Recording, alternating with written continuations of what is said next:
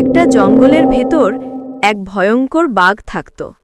সে ভাবত জঙ্গলের মধ্যে তার চেয়ে শক্তিশালী ও বুদ্ধিমান কেউ নেই। তাই প্রতিদিন সে গর্জন করে সব পশু পাখিদের ভয় দেখাত। সেই জঙ্গলে এক চালাক শিয়াল ছিল। এক সকালে বাঘটা ওই শিয়ালটাকে ধরল আর বলল, হাহ, আজ তোমাকেই আমার নাস্তা হিসেবে খাবো। চতুর শিয়াল মুচকি হেসে বলল, ওহে মহাশক্তিশালী বাঘমশাই, আপনি কি জানেন না আমি এই জঙ্গলের রাজা? তুই রাজা? হাসাস নাকি আমার? হা হা হা হা হা হা। বিশ্বাস না হলে চলুন আমি দেখাই।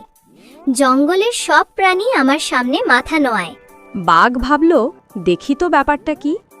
তাই সে শিয়ালের পেছনে চলল। শিয়াল গিয়ে জঙ্গলের পথে হাঁটতে লাগল। পথে একটি খরগোশ এলো এবং বাঘকে দেখে ভয়ে পালিয়ে গেল। তারপর একটি হরিণ এলো এবং বাঘকে দেখে ভয়ে পালিয়ে গেল। একটি বাদুড়ও বাঘকে দেখে ভয়ে দৌড়ে পালিয়ে গেল। বাঘ ভাবল, ওরা তো সত্যিই শিয়ালকে দেখে পালাচ্ছে, তাহলে ওই রাজা। ভয় পেয়ে বাঘ বলল, ওহে রাজামশাই, আমাকে ক্ষমা করুন, আমি জানতাম না। শিয়াল হাসল আর মনে মনে বলল, বুদ্ধি থাকলে শক্তির দরকার হয় না। এইদিকে বাঘটি দৌড়ে পালালো। তাহলে বাচ্চারা কি শিখলে? শক্তি যতই থাকুক, বুদ্ধি আর উপস্থিত বুদ্ধি সবসময় বড় শক্তি।